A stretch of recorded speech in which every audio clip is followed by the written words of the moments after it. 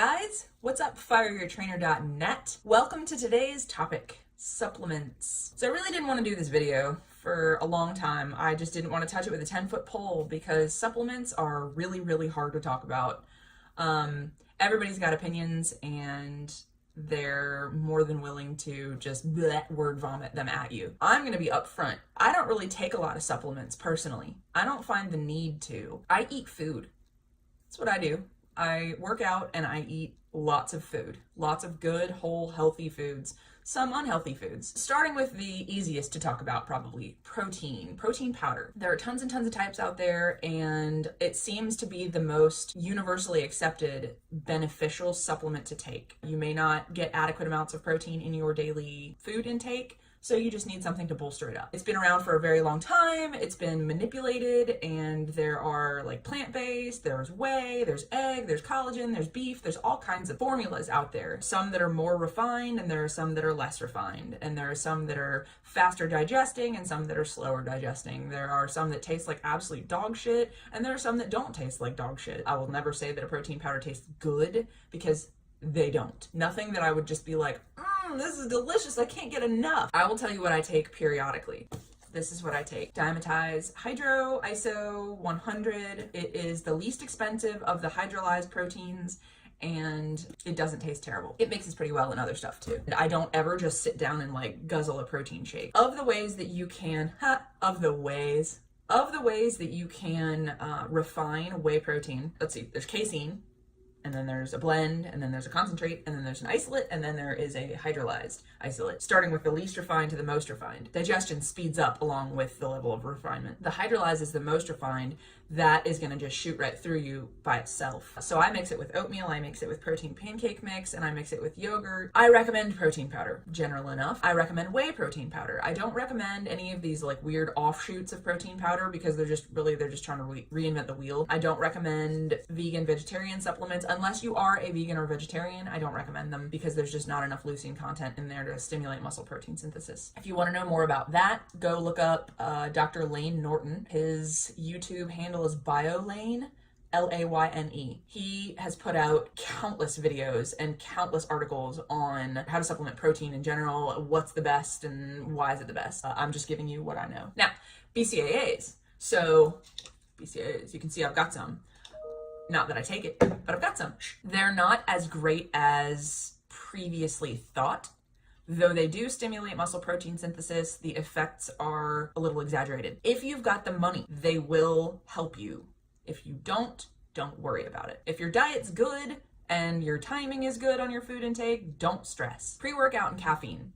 I do not take pre-workout. I don't like pre-workout. I don't like the way it makes me feel. I don't like how fast I run through the stimulant effects. I literally take it and 5 minutes later I feel like I'm just dragging. My workout suffers. I feel like crap. I've taken a handful of pre-workouts over the last 8 or 10 years and I've never once found one that I liked. I'm not going to suggest it to my clients. And I'm not going to suggest it to anyone out in YouTube land because I just feel like you don't really need it. There are other things you can take, like, coffee, for instance, that are equally as stimulating, we'll say, as pre-workouts without all the extra trash. Next, creatine is one of the most heavily studied performance-enhancing supplements, and it has its benefits for sure. If I were to recommend anything outside of protein powder, it would be creatine. I don't take it though.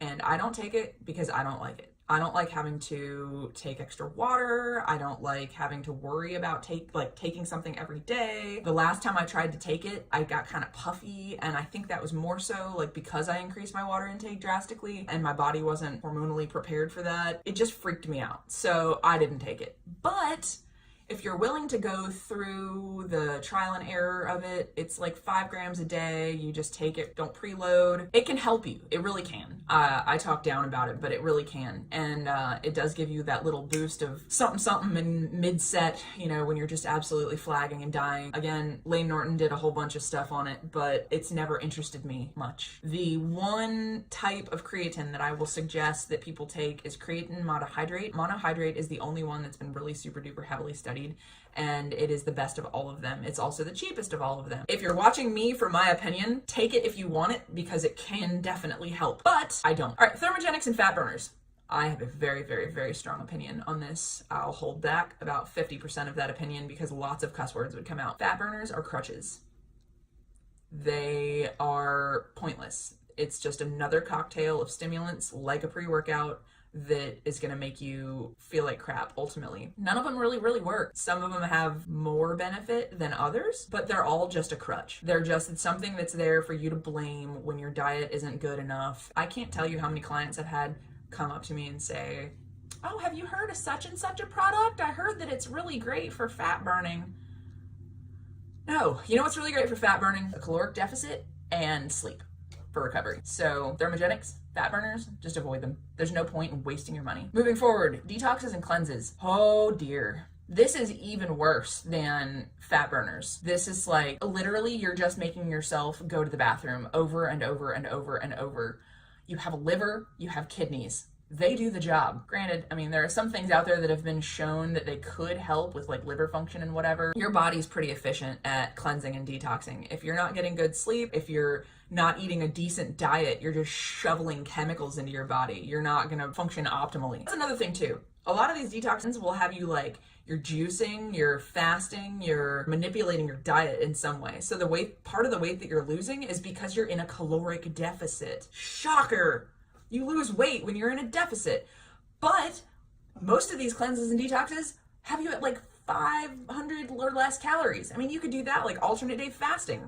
You get the same benefits. Don't waste your money. Finally, vitamins and miscellaneous. I take this. Onward. I take Onward. They promote it as like a powdered multivitamin with caffeine and a proprietary blend of other stuff. I take Onward when I'm really struggling. Onward, I'm gonna show it again. Memorize it, y'all. This is not the best flavor. The best flavor is actually peach sweet tea, in my opinion. I only use it as an appetite suppressant when I'm getting hungry and I'm toward the end of my intermittent fasting window. It also helps me get jazzed up to go to the gym. Vitamins and other stuff. So that's what I use for a vitamin. So I take tart cherry and I take turmeric, and I only take them when I am on the edge of recovery and I just need a little anti-inflammation to help me get back into the gym. I don't like taking anti-inflammatories right after a workout because I feel like that actually inhibits muscle recovery. You need some inflammation in there to grow. You need some inflammation in there to signal recovery, and I don't take it within about 48 hours of a workout. Also, if I'm holding a little bit of fluff from super high carb meals and sugar and whatever, I find that it actually helps me to get over that inflammation and puff. I need to say, side note, women, if you're within that last like 2 or 3 days, maybe 4 days before your period, you probably should avoid taking it so that you don't delay your period. My period's been delayed as long as 7 full days because I was taking this. Now I'm a little more cautious about when I'm taking it. So I'm gonna go back through our list. Protein. I take it sporadically. I only use whey because plant-based is not as good at muscle protein synthesis. This is hydrolyzed, it is the most refined. I will mix it with stuff. If I didn't mix it with something, I would use one of the less refined, like a concentrate or just a plain old isolate. BCAAs, they're not as beneficial as we once thought, but they will help, and if you've got the money, do it. And then pre-workouts and caffeine. I drink coffee as my pre-workout. I'm not down to take a cocktail of whatever the hell that the company thinks is good to shuttle into my body. I feel like I can just get as good of a workout as any with a little bit of coffee or a little bit of Onward. Creatine, I don't use it. I do recommend it though. If you're really serious, it is an invaluable tool for you. I just choose not to take it because I'm not that serious. Detoxes, cleanses, Thermogenics, and fat burners, they're all just crutches, and they eventually will become an excuse as to why you can't lose weight. Get into a little caloric deficit and get some sleep. It's way better for you than shoveling chemicals into your body. Vitamins and miscellaneous, tart cherry and turmeric. These are the two. And also the possibly multivitamin aspects of Onward. But I really do like the supplement and it tastes good. So that's it from me. Finally done with the supplements video after I don't even know how many takes. I will leave you with one parting thought. No matter what you're taking, you can't beat eating a good, healthy diet.